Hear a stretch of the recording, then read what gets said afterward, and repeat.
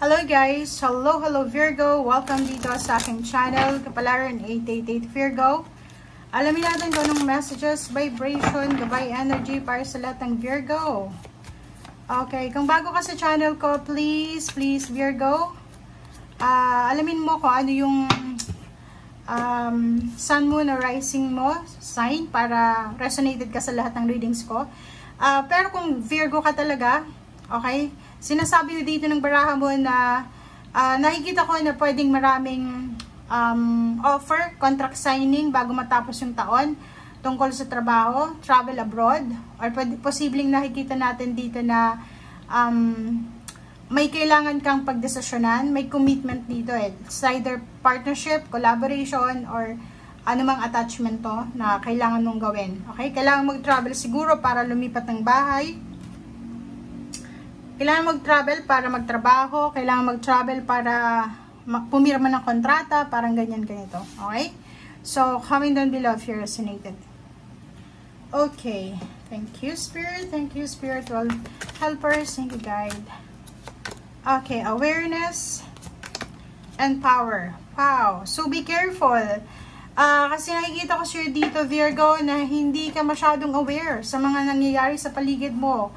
May iba kang focus Pwedeng nakafocus ka sa relationship na pwede mong ma-miss itong mga blessings and power.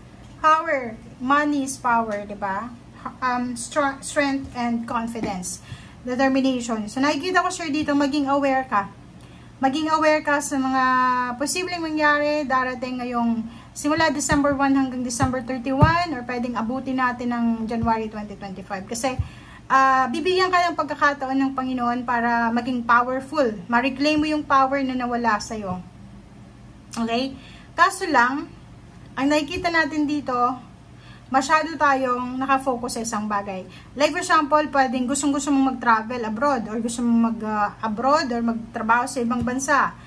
Ang problema is ayaw kang payagan ng asawa mo, ng boyfriend, ng girlfriend, or ng parents mo. So, nakikita ko na yung commitment na meron ka, yung relationship na meron ka, siya yung posibleng makakapigil sa'yo para sa pagta-travel mo. If ever lang gusto mong mag-travel or if ever lang gusto mong magtrabaho sa ibang bansa or international. Okay?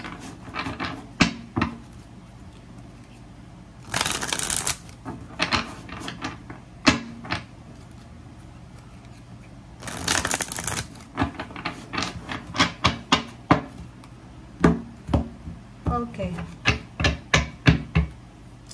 First card sa third deck natin is Nine of Swords. So, nakikita ko sure dito na may mga pagkakataon ngayong December na medyo hindi ka makatulog dahil sa busy ka sa trabaho, overtime ng overtime, weekend pa nagtatrabaho, kayod ng kayod. So, nakikita ko kulang ka sa tulog, kulang ka sa panahon sa iyong pamilya, relationship, kasi nakafocus ka sa trabaho. Four of Pentacles, kailangan mo mag-ipon ng pera So, nakikita natin dito yung Virgo na kailangan nakasubsob sila sa trabaho. Parang gano'n yung mindset mo Kailangan magtrabaho ka na magtrabaho kasi kailangan kong makaipon ng pera. Kasi ako yung breadwinner, maraming naghihintay sa akin, maraming umaasa sa akin. Parang gano'n. Okay? Pero may King of Cups dito, sinasabi na kailangan mong magkaroon ng peace of mind. Okay? Parang nakikita ko siya dito na parang robot. Trabaho lang ng trabaho, walang pahinga. Ang King of Cups sa'yo, nagsasabi na hindi sa lahat ng oras magtrabaho ka. Kasi December is holiday season, Christmas, New Year, may panahon ka para magsaya. Ang Queen of Wands dito, sinasabi na okay, given. Gustong-gusto mo ng financial freedom. Yung parang mayayaman tayo. But, hindi mo makukuha yan sa isang taon, sa isang buwan. So, sinasabi ng baraha dito na i-enjoy mo yung Christmas, i-enjoy mo yung New Year, spend time with your family, with your loved ones. Yung pag-iipon ng pera, kahit naman hindi ka gumastos ngayong Pasko, as long as na kasama mo yung pamilya, pwede naman yun, diba?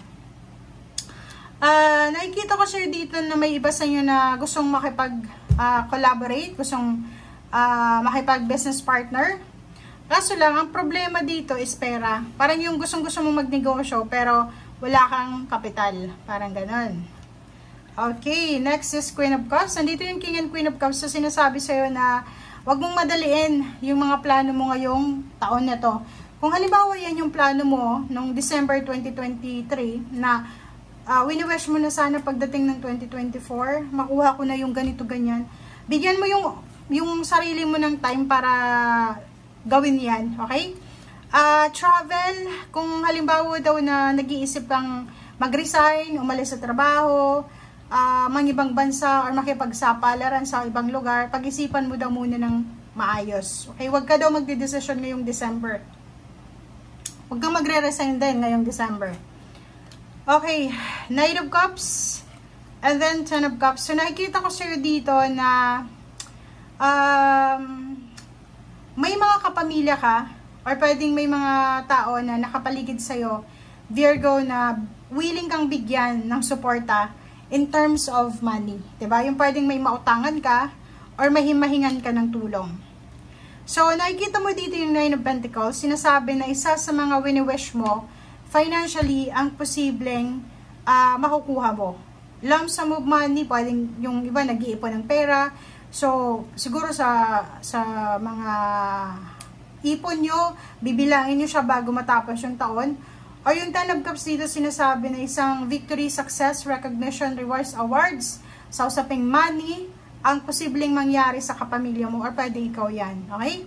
Hangman, so yun, sabi dito kung gusto mong mag-abroad, gusto mong mag-resign, lumipat ng trabaho, hindi ngayong December ang tamang panahon para gawin to. Okay? So patapusin mo muna yung taon bago ka gumawa ng desisyon. Okay. Next is Six of Wands. Nakikita natin na yung pera mo, may papasok, may ilalabas ka, may papasok, may lalabas. Ganun naman talaga. So, balance. Mas okay na yan kaysa walang pumasok, diba? Okay? And Two of Wands, nakikita ko sir dito na ang dami-dami mong iniisip. Okay? Ang dami mong iniisip, ang dami mong gustong gawin, ang dami mong gustong simulan. Andito yung Queen of Swords, sinasabi mag-focus ka muna. Plus, nandito yung Hangman. Sa unahan, na sinasabi, kailangan mo munang mag-pause, mag-isip ka muna. Huwag magpadalos-dalos kasi pag nagpadalos-dalos ka, pwede kang magkamali. Okay? So, yung Queen of Pentacles dito, sinasabi sa'yo na makukuha mo siya, pero hindi ka dapat yung nagmamadali na parang, yung, diba, yung nauna dito na wala kang tulog, wala kang pahinga, hindi ka na umuwi ng bahay or pwedeng hindi ka kumakain ng tama kasi kailangan mag-overtime, kailangan mong matapos ito, ganyan, ganito. Lahat na ata ng mga, parang anong tawag dito, part-timing jobs ay sinubukan mo na kasi gusto mong makaipon ng pera. Okay, given na makakaipon ka ng pera, ang tanong dito, may oras ka pa ba para magpahinga? May oras ka pa ba para kumain? May oras ka pa para mag-chat or mag-text sa pamilya mo na, oy, okay lang ako. Kasi kung hindi, pause ka daw muna. Okay, bigyan mo yung sarili mo ng time makapagpahinga. Okay? Okay lang magtrabaho para make sure na balance yan guys ha. Bigyan yung sarili nyo ng time makapagpahinga. Hindi puro trabaho. And oras ang buwan na to is hindi ito para maging kayod kalabaw tayo. Kailangan balance. May time para sa pamilya, may time para magsaya, may time para magtrabaho. Okay. Thank you guys for watching and see you again. Bye!